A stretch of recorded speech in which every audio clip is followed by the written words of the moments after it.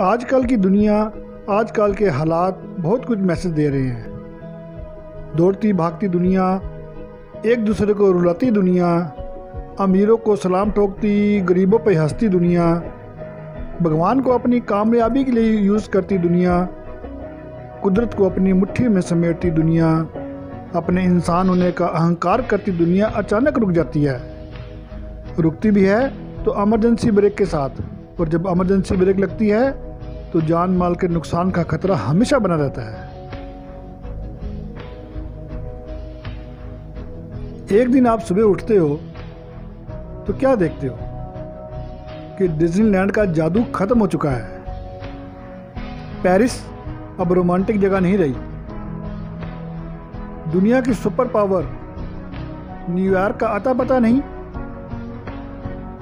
चीन की दीवार अब ऐतिहासिक किला नहीं है।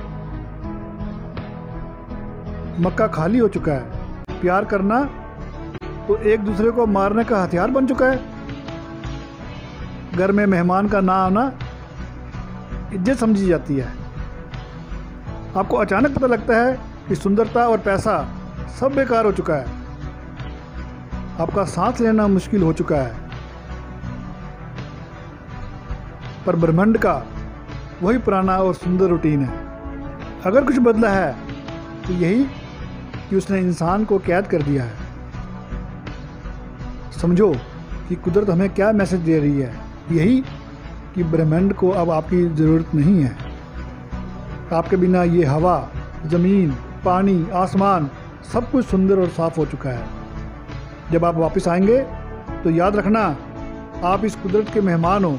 मालिक समझने की गलती मत करना।